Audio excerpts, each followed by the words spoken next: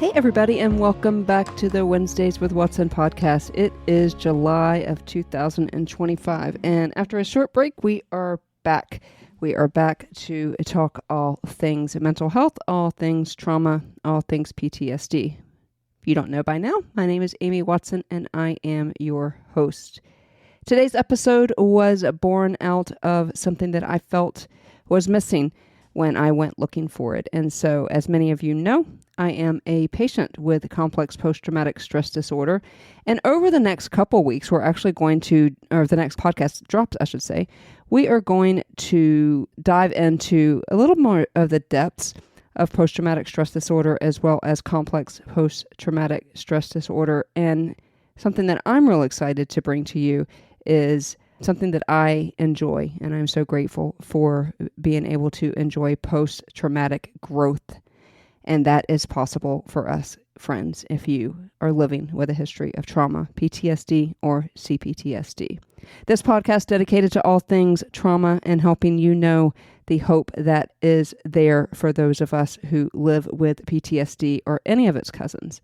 So a couple weeks ago, I was scrolling on Instagram, I believe it was, and got the news of the United States bombing of Iran and the nuclear power plants. And I don't watch the news, which is why we are doing this episode today, because I want to talk to you about what it means to live with post-traumatic stress disorder in a world that often feels unsafe.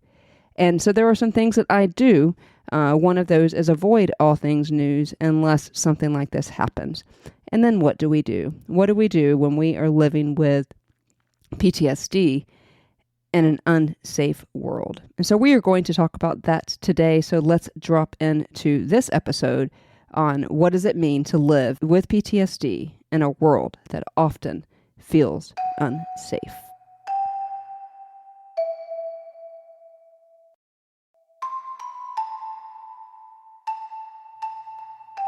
So as I mentioned, as I'm recording this and as I wrote this episode, the news cycle was full of the United States exercising essentially its will on Iran. When the news cycle is completely full of things like this, of uncertainty, those of us that live with PTSD have to pay special attention to taking care of ourselves and protecting our peace. And there's this need to both take care of ourselves, protect our peace, and be informed. Today, I will share how I do this, and it involves all the things that we talk about on the Wednesdays with Watson podcast. It involves Jesus, the star of all of our stories, community, right? I needed to go to some of my community to help me know what was going on in the world instead of getting it first degree. And then, of course, we know we always talk about church in this episode, and hopefully you can find some hope in an unsafe world in the community of your church. Because you see, maybe your trauma is in the rearview mirror, but your body is telling a different story. Your body is still reacting like that trauma is happening right now. This, by definition, is post-traumatic stress disorder. Maybe your trauma is actually what's going on in the world. Maybe the sheer out-of-controlledness of that makes you feel some anxiety, and your PTSD begins to give you symptoms often played out somatically in your body. Maybe you are somebody that watches the news all the time, and the chronic injustice of the news, all of the things going on globally, right? We are not meant to know all of these things going on in every single corner of the earth. And when these things come upon our purview, not just things like what happened in Iran, but as I'm actually recording this, something that just happened in Idaho was a sniper who took the lives of two firemen, set the fire and then set them up and killed them. These things are hard for those of us who live with PTSD and for those of us who are empathetic. And so just the chronic injustice of the news, maybe even your physical environment doesn't feel safe. We never know anymore when we might be part of an active shooter situation, but whatever it is for you, you are not alone. And you know that if you've been hanging around the Wednesdays with Watson podcast at all. Today's episode I've entitled When the World Feels Unsafe, PTSD, and Practical Peace. We're going to explore what you can do when you can't control the chaos around you, and how you can still find these moments of safety, moments of healing, and moments of hope, especially in a world that doesn't always offer it. So let's start here. PTSD isn't just about what happened to you in the past. It is how your brain and your body remember those events, and how they try to protect us from them ever happening again. Because you see, as the famous book by Dr. Vessel van der Kolk says, the body keeps the score. And so many of your friends may not understand why the news affects you like it does, but your body is remembering periods of unsafe, periods where you were unsafe. Remember, by definition, when your safety has been compromised, that potentially is a traumatic event for you, and your body is remembering. Your brain is remembering. If you've ever been triggered by a sound, a smell, even the way somebody looks at you, if your body floods with what feels like, oh gosh, what's the best way to explain a cortisol dump to you? Just like an adrenaline cortisol dump where your heart is racing, it's hard to catch your breath, it's hard to sleep, it's hard to put your mind at ease. You live in this alert state. If this is you, you know what I'm talking about. And then, without your permission, right? So you, because you are a child of the Most High God made in His image, and you're the only one like you, right? So you're dealing with your own response to your trauma. You're dealing with your bodies remembering your trauma, your brain remembering your trauma. And then here comes this world, this big, unsafe world. It is loud. It is violent. In this country, guys, we are so divided. It is scary. So what do we do when the outside world confirms what our trauma has already taught us? See, our trauma wants you to believe that you are not safe. What do we do when the world backs that up? The first thing you need to do, guys, is acknowledge the reality. This world is broken. Pretending that it isn't broken is not going to help you. Jesus told us, in this world you will have trouble, but take heart because I have overcome the world. We see that in John 14:6. So step one is this. You are not crazy for feeling unsafe. You're simply a human being. And sometimes humans like you and like me, who have seen too much ick and unsafeness and we've experienced it in this world, you need to build your own internal sanctuary. How do we do that? Well, we remember that safety doesn't always come from the outside. It often comes from within. When we think of micro-sanctuaries, the world will tell you that it's so many things, but I am telling you that it is found in the person of Jesus. Isaiah 26:3 tells us, I will keep him in perfect peace, whose mind is stayed on thee. Did you know that there are 365 verses, one for every single day in the Bible, that begins with the words, fear not? Because those of us living with PTSD, I'm never going to teach you that the goal for you is to pretend that the world is safe. The goal for you is to create tiny moments and spaces where you and your nervous system can simply exhale, right?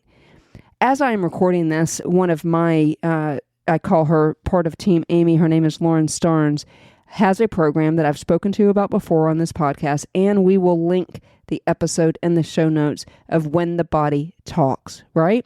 And so when your body is talking to you as a result of an unsafe world, as the things that are going on in the news, the things you hear at work, when it's responding, there's some things you can do to create a micro sanctuary for yourself so that you can reset and not feel as panicked. When panic or fear hits, your breath is your most valuable and my favorite way to calm down the nervous system. It's 4 seconds in, 4 seconds hold, and 4 seconds out. See, that resets the vagus nerve. So I want you to take a breath in. I want you to close your eyes. Pretend like you are smelling the roses. 1, 2, 3, 4. And hold. 2, 3, 4. Out through your mouth like you're blowing out the birthday candles. 2, 3, 4. This sets your vagus nerve, which is a large nerve in your body that goes from your head to your toe.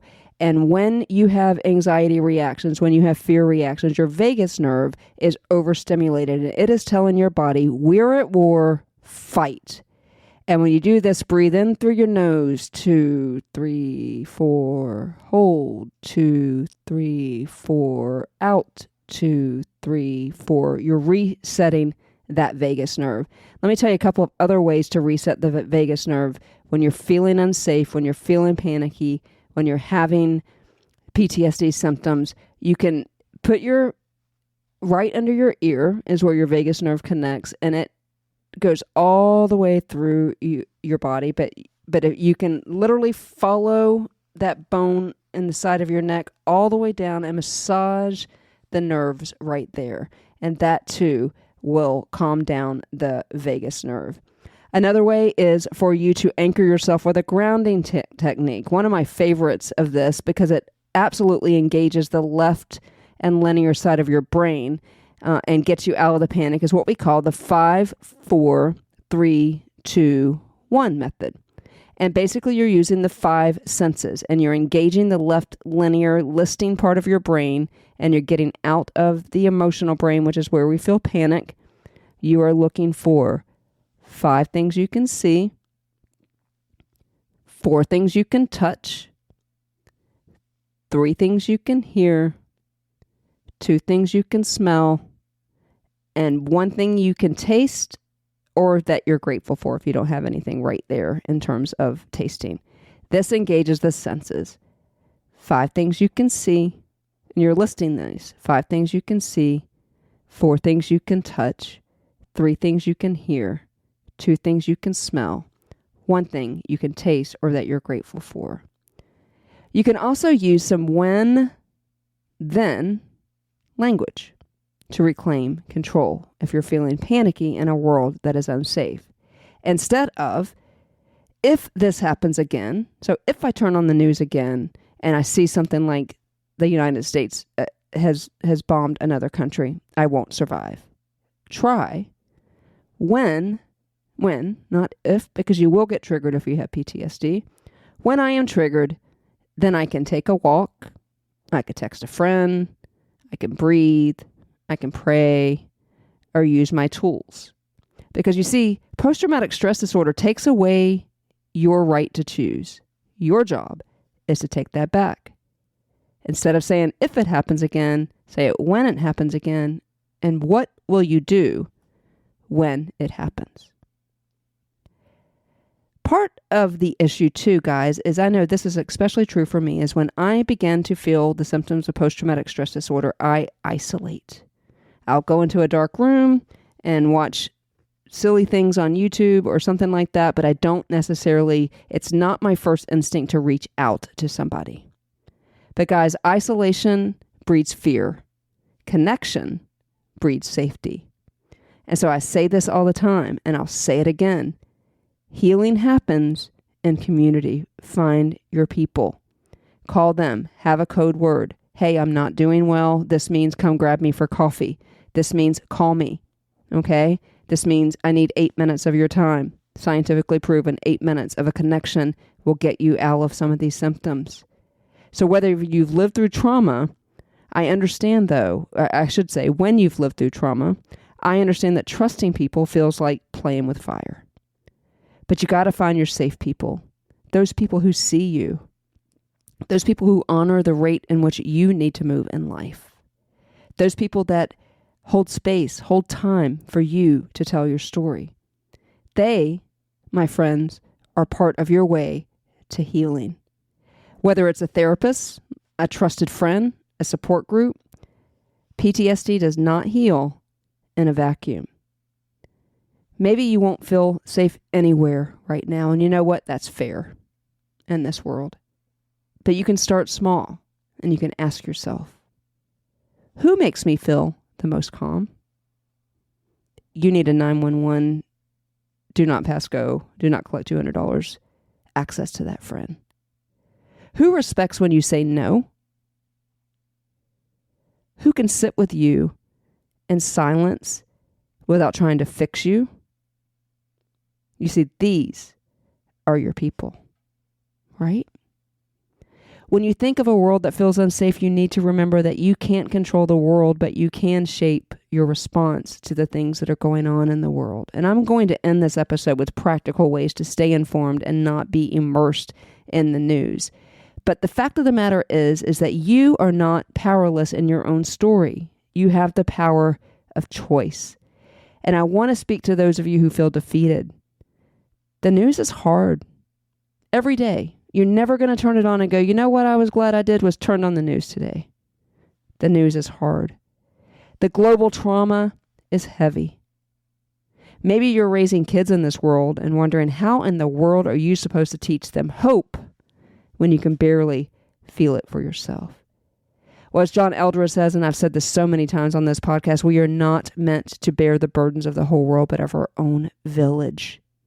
Because, my friend, you cannot change the whole world, but you can change how you show up in yours. I'll say that again. You cannot change the whole world, but you can change how you show up in yours. Some things, this is how this looks, right? Log off of social media when it gets too hard. And guys, we could do a whole episode about social media and what it's doing to our nervous systems. And I am preaching to myself with this because I am addicted to TikTok and Instagram Reels and all the things. But it jacks up your nervous system. It dumps cortisol. It dumps adrenaline. Limit screen time. Practice Sabbath rest. You need a day a week when you're putting down your phone, right? You need an hour a day when you're putting down your phone. Divert daily. Withdraw weekly.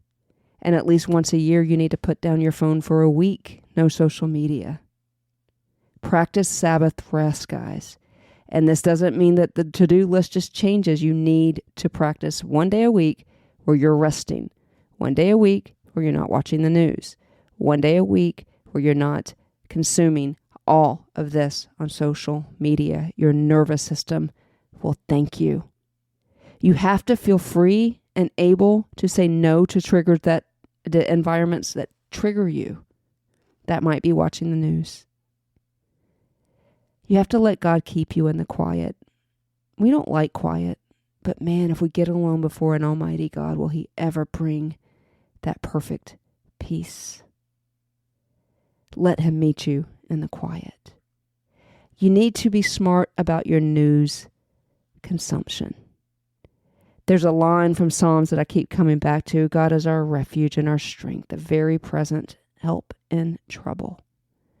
Not a distant help, not a someday help, but a very, very present help. That is your safety. It is not in the absence of pain, but in the presence of the Prince of Peace. So if you're listening today and thinking, I do not feel safe, and I don't know where to start, I see you and I hear you. And I want you to hear me say this. You are not broken. You are healing, and you may heal until the day you see Jesus. You are not weak. You are surviving. You are not alone. You are loved. And in a world that feels unsafe, you still have the agency to cultivate peace inside. One breath, one boundary, one brave yes at a time. And so one of the things that I wanted to talk to you guys about is some practical solutions, some practical ideas for news consumption. So when all of this went down, I texted my friend and I said, did you hear the news? And she said, and she responded. And over the next couple of days, I did consume quite a bit of news, more news than I like. But I knew that because of that intense news cycle, and I wanted to know what was going on in the world, and I wanted to try to get it from the most dependable place that I could, and that is not social media. And so I understood that there were some things that I needed to do after that immense consumption of the news cycle. And it did include some of those things like breathing exercises. It included taking a walk. It included getting out in the sun. It included finally turning off the TV and saying to a trusted friend, okay, I think the world is safe from nuclear war right now. But so I'm going back to not watching the news, which, by the way, is my position almost always. I don't watch the news. I talk to people who do trust the news or watch the news. I trust people who watch the news, and they tell me if it's something I need to worry about. Prime example is I'm in Florida. This is prime hurricane season. I don't even watch it then. I only watch it when my imminent life is in danger, like a hurricane warning, a hurricane watch, or the world is on brink of nuclear war. Other than that, I trust somebody else to give me my news. And that has been one of the best decisions that I have ever made. Another one that I just came upon, another idea that I just came upon with this recent news cycle was pour over news. And that is a Christian-based kind of no muss, no fuss, no drama. Just here's the news, and here is the Bible's take on it, and here's how you can pray. It's called pour over news. And so that is also an option. The bottom line, guys, is I understand more than anybody the presence of post-traumatic stress disorder and the desire to stay informed in the world. You can't necessarily be informed as you would like to be if you have PTSD and these things re-trigger you. You just kind of have to understand that this is something that is a result of your post-traumatic stress disorder. And because of that, you have to be careful about the news that you consume, because you will immediately, your brain and your body will immediately remember those times when you were unsafe, and you will have symptoms of post-traumatic stress disorder. You'll get the cortisol dumps, you'll get the adrenaline dumps, your serotonin and dopamine will be affected, and it just isn't good for you. And so if you have a history of trauma, you have post-traumatic stress disorder, you need to consider not consuming the news all the time. You need to consider limiting social media. You need to consider who you follow on social media, because this is an unsafe world, and it will be until the day that we walk into heaven.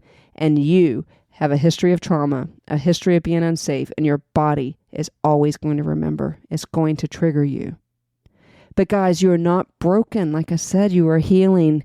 You are not weak. You are surviving. You are not alone. You are loved. And if the world feels unsafe outside, remember, you still have the choice to choose safety. You can do that one boundary at a time, one brave yes at a time, one brave no at a time.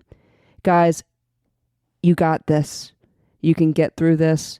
This world is unsafe. That is a fact. Jesus told us, in this world you will have trouble, but take heart, for I have overcome the world. God told us, I will keep him in perfect peace, whose mind is stayed on thee. And so, guys, as we close this episode, one of the things that I love is Psalm 91, and I call it the PTSD prayer. And so I just want to read that psalm for us today, and I hope that you will hear me reading the words over you, and you will know the truth of Psalm 91. And I am reading this out of the Christian Standard Bible. Psalm 91:1, the one who lives under the protection of the Most High dwells in the shadow of the Almighty.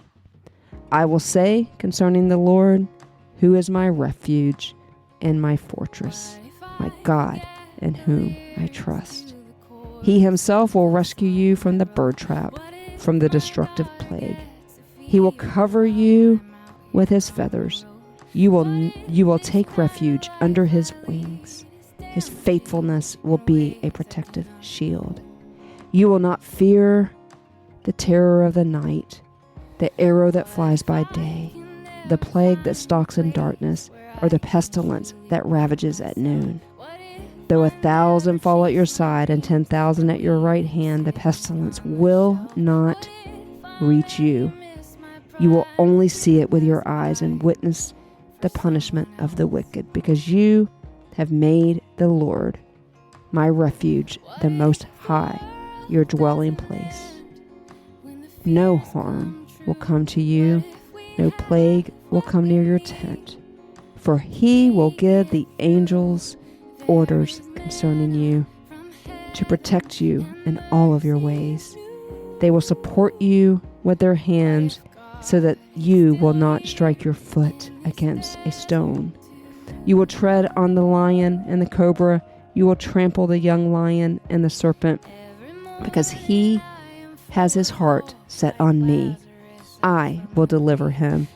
I will protect him, because he knows my name. When he calls out to me, I will answer him. I will be with him in trouble. I will rescue him and give him honor. I will satisfy him with a long life, and I will show him my salvation. Guys, I hope that you will take the truth of Psalm 91 to heart as you try to process the things going on in the world right now. Because the fact of the matter is, as I always tell you on this podcast, not only to God of the universe, but to people who love you, people like me who do podcasts like this, you are seen, you are known, you are heard, you are loved, and you are so, so valued. Guys, go take care of yourself today. Limit your social media consumption. Limit your news consumption. Find somebody you trust. Remember that you have control. Find yourself some grounding techniques, breathing techniques. Remember that he will keep you in perfect peace when your mind is stayed on him. We will be back in 2 weeks, and we will be talking about post-traumatic growth. I hope that you will join us. Until next time, I'll say it again. You are seen, you are known, you are heard, you are loved, and you are so, so valued. What if all my life I wrestle with my worry and anxiety? What if the thorn deep in my side is only there to help me see that though I never asked for it, the desert is God's gift to me?